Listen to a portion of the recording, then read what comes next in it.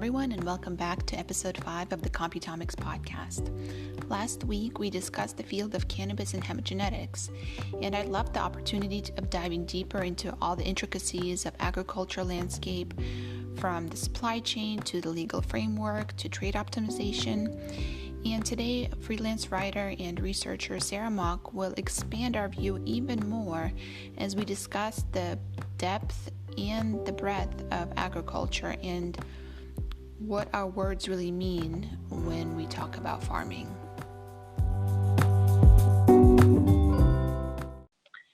And we'll be talking about the words we use when we discuss agriculture and ag tech and the kinds of things that we apply our algorithms to. I think it'll be a really interesting discussion for everyone. And Sarah, thanks for joining us. Yeah, thanks for having me.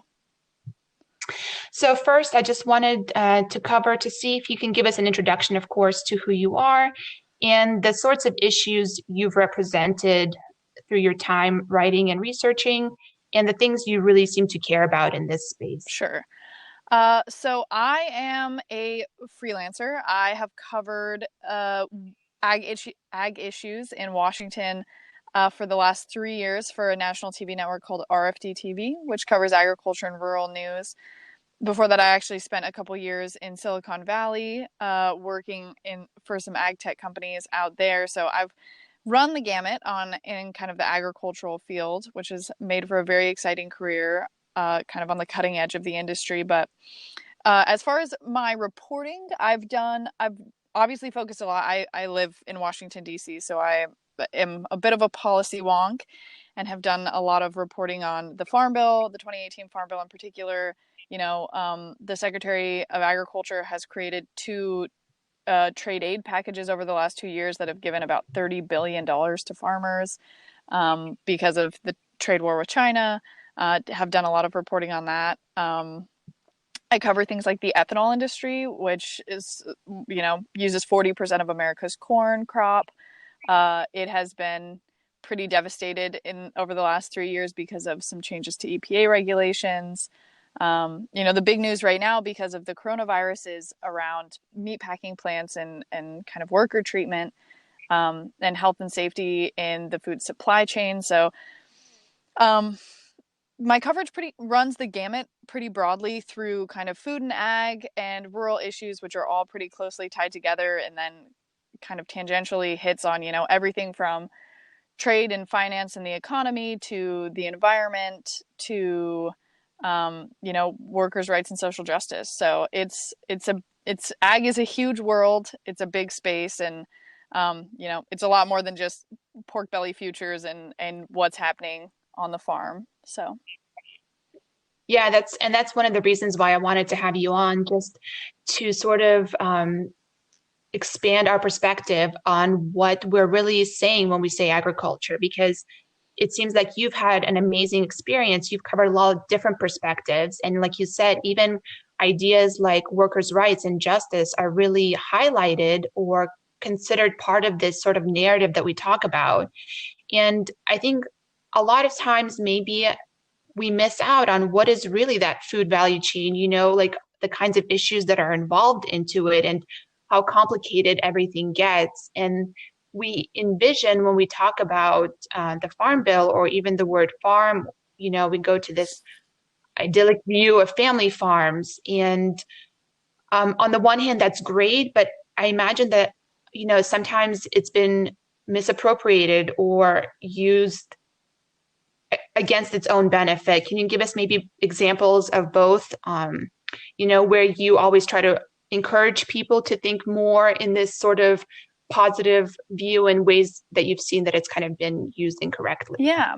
So I think the concept of the family farm, I think people just have such a strong visual of what that is. So, if I say, Yes, yeah, right. so if I say family farm, you go straight to, maybe a grandfather type figure, his son, their partners, children, green fields, red tractor, long driveway, rural life where there's lots of civic engagement and patriotism.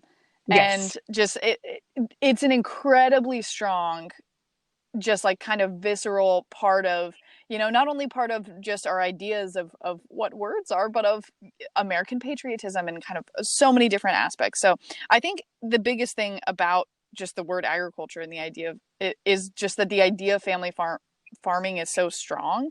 It's really baked into the kind of ethos of the country and our national consciousness at some level, which has been a really, really powerful tool for agriculture as a whole for the industry. It's really the core of what makes them really a politically powerful group. Everyone on both sides of the aisle, no matter what stance you're taking when it comes to an agricultural issue, uses that visual of a family farmer as a way to defend against it. As Michael Pollan's Omnivore's Dilemma and writings like that became more popular in the early 2000s, there became more of a split between the idea of family farms and industrial farms, which Hmm. isn't a totally sensical split, mostly because like 98% of farms in America are family farms, including many really large scale operations, which I guess is what people mean when they say industrial farms. So lots of, you know, farms that or farming operations that people would point to and say, they're doing agriculture wrong. If they're owned by a family, they're a family farm. Hmm. And so I think it's the idea and how beloved the idea of family farming is to people on both sides of the aisle and of every political persuasion has protected the industry from really making any significant changes or very many significant changes. Technologically, it's moved forward a lot, mostly, for economic reasons, frankly, and because there's a lot of wealth and land in America, and farmers tend to own land. That's how you become a farmer. But yeah, so I think that there's definitely it's a powerful visual that can be used for good. I think there is a strong kind of national security argument around farming and having a good story and being able to point to um, something that's really important. The idea of farms as a pillar of rural communities, Yeah. as a pathway to self sufficiency, as a way to build work ethic. As a kid myself who grew up on a farm, I did learn work ethic on the farm. I did, learn how to serve my community because of kind of these rural ethics. I think the mistake there is assuming that farming is the only way to build those skills. Um, but Well, and also putting a lot of pressure on one industry. I'm reminded of, one article you wrote about the pressure of sort of agriculture to save the world, right? So I know that a lot of the projects we work on, both globally and sort of small scale, deal with sort of helping, let's say the way we phrase it is helping agriculture be more efficient, right? So produce more with less waste, less toxins, maximize genetic potential. But it is sort of, again, a large pressure to apply on one industry. And I think maybe we don't even know where we're applying it when we say agriculture should save the world, right? yeah, well, and it introduces an interesting kind of dilemma or double bind because the people and the operations who there I will preface this by saying there is certainly a movement among farmers and ranchers to um, do more do more for the environment and to increase efficiency. Efficiency matters so much, especially when you have razor thin margins, which everyone in agriculture does, or everyone in farming does. The agribusiness world is a little bit different, but these there is a lot of energy and interest in farming better, especially among successful farmers. But guess what? The more successful you get, the more likely you are to be put into that industrial farmer category instead of the family Mm-hmm. farm. Because of our idea of a family farm, it actually really hobbles, in a lot of cases, some um, farmers' ability to be innovative and technologically driven because the bigger They want to oh stay traditional. Yeah, I see where you're going, right? Like, yeah, because to be small and artisanal and be great for photos for Instagram, you don't have the resources to make investment in technology, to learn a new skill, to hire someone to be in charge of, running your technology, of developing a genetics line. You don't have the resources to do that. And this kind of gets back to the really problematic underpinning of the family farm narrative, which is that a family, and what today is in mostly just a man, or potentially like a man and his son, running multi-million-dollar businesses. There's no other industry where that is not only encouraged but celebrated, and like defined as like the ultimate way of running a business. We think like in every other industry, we don't think businesses should necessarily run in families. That's called nepotism. We Hmm. think that businesses should have experts, like, have people, you should have an accountant to do your finances. You should have a lawyer to write your contracts. You should have an agronomist to manage the agronomic side of your business. You should have a mechanic. Like, you don't want Yeah. one person working 90 hours a week wearing all these hats, because they're Right. inevitably not very efficient at it. And so Right. Yeah. that It's like a huge skill set to have for one person, right? Especially in areas where it's evolving so dramatically. I mean, it's impossible for a whole team of innovative, thinkers to keep up but for one person to keep up with multiple fields of innovation, all again, like you said, on razor thin margins, it's a huge amount of pressure. exactly, yeah. So the whole idea of kind of what a family farm is, in a lot of ways, it's good.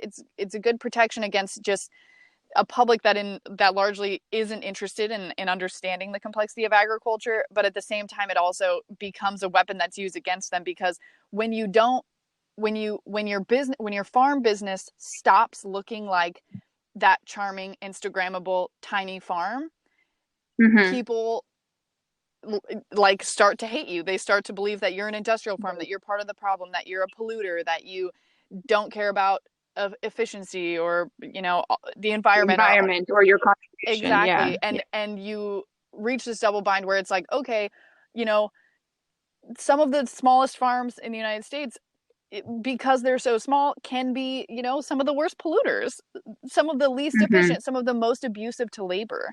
That's just like a great example of how that the idea of a Yeah. family farmer is really a double bind for people actually trying to make farming work as both a business and a career. Yeah, and this immediately makes me think of two things that we won't have time to cover today, but I think are so important, and I hope we can get back to at some point, which is, the same thing for plant breeding, right? There's a certain concept when you say plant breeding that takes people to an image, whether that plant breeder is actually within that image, it doesn't even matter anymore, right? And also the idea of where is that enthusiasm for our food system? Like where is that desire to understand? Is it, do you think it's the complexity behind our food systems that sort of disengages people? Or, what, just as a final thought, what do you think is a way to sort of bring that back into our national discourse? I think some part of it is just that there's too many things. Maybe this is an underestimation of my fellow Americans and global citizens, but there, like, you can't.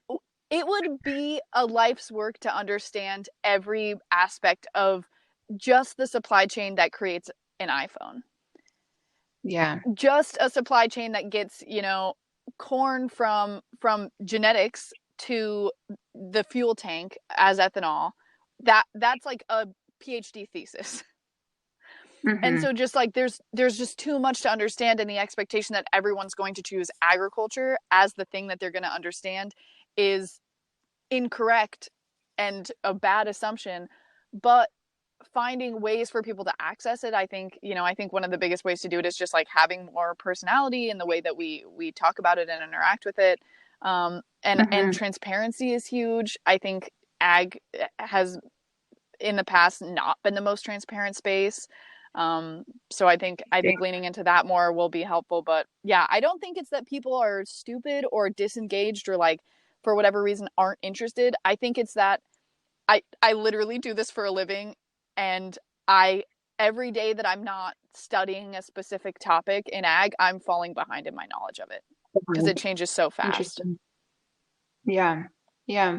Well, that's why I think it's so amazing to have, people like you in our network is because, um, whenever I feel myself, there's times when I feel myself talking about something and I think like, wow, like, um, I bet Sarah has something to say about that. And then, referring to experts. And, that's sort of what we try to provide too at Computomics is, if someone's thinking, oh, this is a complex challenge and they don't want to do a PhD on it themselves, that they can come to us. And I think it's important to have those sort of legitimate reference bases to talk to. And I think this idea of like, what is agriculture is just as important to consider as what are the genetics of corn, So it's amazing to just put it all into one picture. So thank you so Yeah, much. absolutely. Thanks for having me.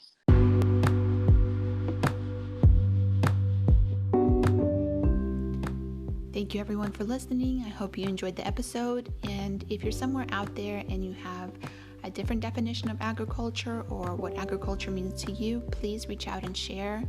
We love learning. It's one of the things we love most about our journeys that we take with our breeders and growers.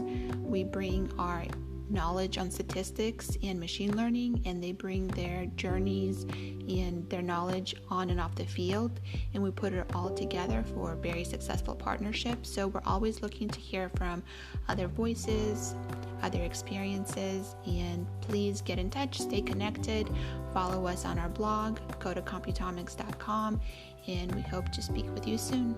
Thanks a lot.